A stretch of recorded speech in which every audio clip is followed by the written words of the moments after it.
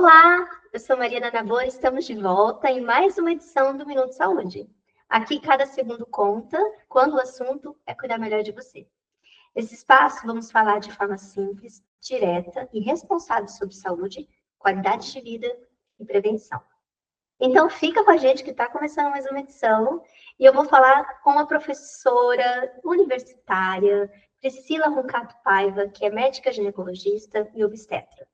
E o assunto dessa edição é um assunto importante, sim, que a gente vai acabar trazendo aqui na pauta, saúde da mulher. E a gente vai falar um pouquinho sobre corrimento vaginal. Extremamente importante esse tema porque é algo comum na vida das mulheres. Então, acho que é importante a gente entender um pouquinho mais sobre o assunto.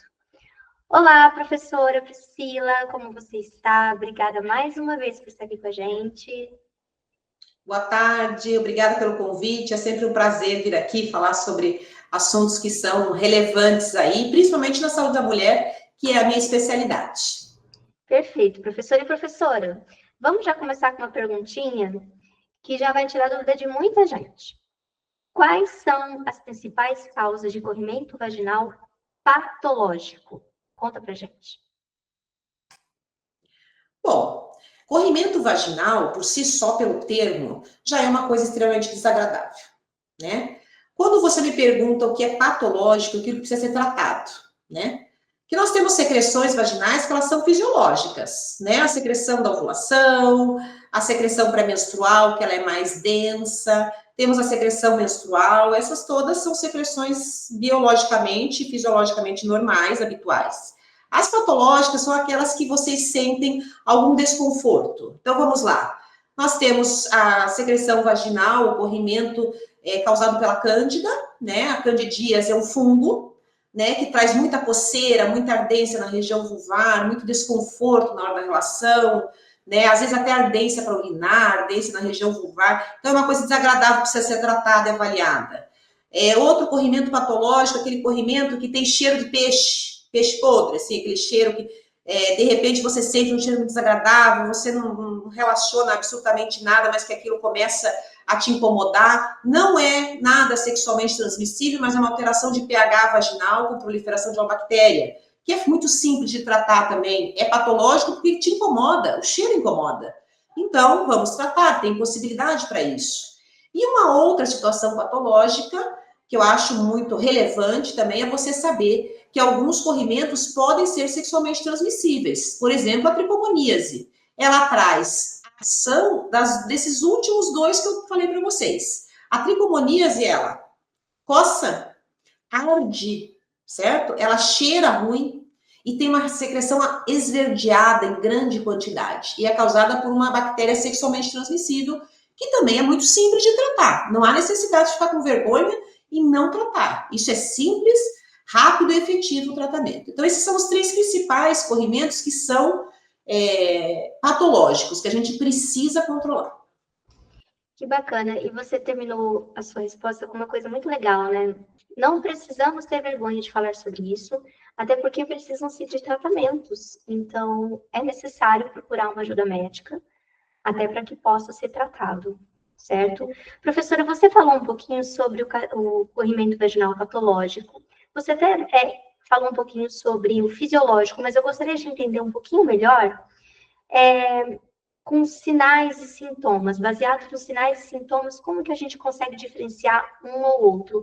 A gente, às vezes, como você falou, o patológico, ele tem um cheiro, ele tem algumas características específicas, mas eu queria que você falasse um pouquinho mais do fisiológico, essas características que é normal. A gente, às vezes, as pessoas podem se assustar, mas às vezes é completamente normal. Bom, a secreção fisiológica é uma secreção que está relacionada às alterações hormonais do ciclo feminino, do ciclo menstrual. Então, assim, para paciente que não usa nenhum método contraceptivo hormonal, a gente tem uma secreção transparente, fluida e pegajosa, que parece uma clara de ovo, é a secreção ovulatória. Ela chega até a molhar a calcinha, certo? Os pacientes às vezes se assustam, mas é uma secreção do período fértil, que não tem como tirar isso, isso é fisiológico. Só acaba com isso se você usar medicações que cortem a sua ovulação. Então, essa é uma secreção fisiológica. Outra secreção fisiológica é a secreção pré-menstrual. Essa secreção translúcida, parece clara de ovo da ovulação, ela vai se tornando mais densa, mais esbranquiçada, e a mucosa vaginal ela não produz em grande quantidade, em pequena quantidade. Mas ela é esbranquiçada, ou um amarelo palha, assim, aquele amarelo palha que fica, às vezes, grudado no fundo da calcinha, mas que não traz coceira, que não traz cheiro ruim, que não traz desconforto para urinar, é fisiológico, é habitual do padrão de secreção vaginal, que faz parte da defesa da mucosa. A mucosa vaginal, ela produz secreções. E essas secreções, elas são bem-vindas para controle do equilíbrio de fungo e bactérias que a vagina tem. Então, se a secreção não coça, não arde para urinar e não tem cheiro de peixe podre, provavelmente ela é uma secreção fisiológica, é uma secreção habitual, que você não precisa se preocupar. Bacana, professora. Professora, e quais exames complementares podem ser solicitados na investigação de um corrimento vaginal? Bom, o padrão ouro para diagnóstico do corrimento vaginal é o exame ginecológico. Não tem muito complemento, certo? Para complementar, às vezes, numa candidíase recidivante, numa candidíase ou num corrimento que você trata e volta, etc., são os exames de sorologia para afastar infecções sexualmente transmissíveis, as ISTs, né? Para ver se tem alguma coisa a mais por trás disso, né? E às vezes uma cultura de um fungo que seja resistente aos tratamentos convencionais, né? Então, de uma maneira geral, toda consulta ao ginecologista, ela já é a complementação ideal para o teu diagnóstico. Se tiver alguma situação mais complicada, complementa com as sorologias relacionadas a ISTs, que é importante uma vez por ano toda mulher fazer, mesmo que tenha parceria fixa, é importante. E a complementação, se for um corrimento assim de difícil tratamento ou recidivante. Professora, voltando à questão da candidíase, como que é? Você acabou de falar, né, que precisa-se da pessoa procurar um médico, fazer um exame vaginal, mas eu gostaria de saber mais um pouco sobre o tratamento da candidíase vaginal, um pouquinho mais a fundo. O diagnóstico é feito por um médico, talvez provavelmente por um exame, como você mesmo disse. E eu já gostaria muito que você entrasse e falasse um pouquinho da candidíase de repetição, que a gente sabe que é o que você está se debruçando, estudando, e que você contasse para a gente. Bom, o tratamento da cândida, né, como eu falei aí na primeira pergunta sua, em relação à candidíase, ela é uma alteração do pH vaginal, uma proliferação de fungo que já está na região vaginal. Então, a cândida é um fungo morador lá da vagina, ele está lá. Quando ele prolifera em situações em que o pH vaginal fica muito ácido. Que situações são essas? Muita umidade, né? Então, por exemplo, você está no verão, passou o dia de biquíni molhado, de maiô molhado, foi para a piscina, foi para o mar, aquilo lá gera muito mais umidade, o fungo prolifera, o pH vaginal fica mais ácido. Roupa íntima que não seja de algodão, roupa íntima com aqueles tecidos sintéticos que sua demais, prolifera fungo, prolifera cândida. Roupa muito apertada, alterações do organismo, por exemplo, doenças como diabetes, ou você fez um tratamento prolongado com antibiótico, tô com uma infecção na garganta, fiquei 10 dias tomando antibiótico, amoxicilina. Tá? Estava no final do tratamento, comecei a ter uma coceira tal, provavelmente a cândida, porque o antibiótico mata bactéria. E aí o fungo vê um momento espetacular para proliferar. E aí o tratamento disso, né? Primeiro, é tentar evitar os fatores que podem alterar o pH vaginal, então assim, evitar ficar com roupa molhada, evitar usar calcinha apertada, calcinha que não seja de algodão, tá? De preferência à noite, dormir até sem calcinha, se for possível, porque aí faz uma ventilação, uma troca aí de ares e melhora muito o pH da região.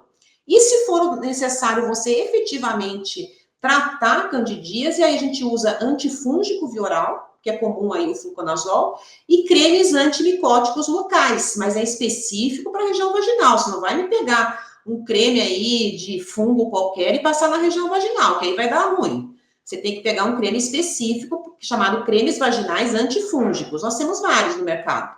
Nós temos miconazol, anistatina, enfim, tem vários aí definidos. Mas é importante que se os seus hábitos no dia a dia não melhoraram a queixa, né, é interessante que você vá no ginecologista, para você não comprar na farmácia o creme errado. Porque cada creme vaginal tem uma composição de um medicamento. E eu vejo muitas pacientes irem na farmácia, pegarem um creme qualquer, usar e não melhorar, às vezes até piorar. Então, é importante isso. O tratamento é simples, pode durar de um dia, que é dose única, até 7 dias aí, dependendo da gravidade ou do padrão do medicamento. De repetição. Conta um pouquinho pra gente do que se trata, pra gente já estar encerrando o programa, de uma forma mais assertiva e simples para o pessoal entender. E falar um pouquinho, né? Você está fazendo doutorado nessa área, conta pra gente. A Cândida, a candidíase, ela é um dos corrimentos que mais incomoda a mulher. Coça, arde, incha, dificulta na relação sexual, é muito complicado. Tratar não é difícil, eu sempre falo, o tratamento não é complicado, é simples, é efetivo, ok. O problema é quando a paciente costuma ter episódios de candidíase recorrentes. 3, 4, 5 vezes ao ano aquilo volta e volta. Então, são várias situações que fazem a candidíase proliferar de uma forma recorrente. Alteração do pH vaginal, alterações de imunidade, tá?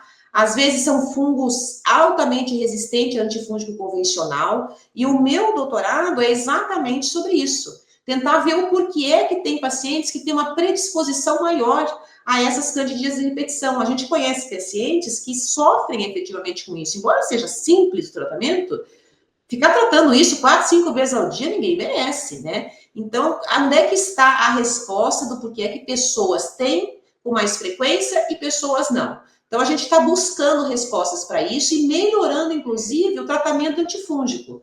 Porque a recorrência de um tratamento, de uma infecção de cândida, vai fazer com que o antifúngico tradicional que tem disponível nas farmácias, no posto de saúde, pode não ser mais efetivo, causa resistência. E aí, que antifúngico eu tenho que usar? Qual vai ser a modalidade farmacológica da medicação para conseguir evitar que essa paciente tenha essa recidiva? Então, a minha tese é em relação exatamente a isso. Então, é uma coisa para conforto maior, para um benefício para uma população que tem isso e que precisa ser tratado e olhado de uma forma um pouquinho mais específica, com um pouquinho mais de um olhar científico, porque tem alguma coisa por trás e a gente quer descobrir o que é. Bom, professora, parabéns pela pesquisa, importantíssima. E nosso tempo já acabou, eu queria muito agradecer a sua presença. Muito obrigada. Foi maravilhoso, muito obrigada. E para você de casa, continue nos acompanhando e até a próxima edição.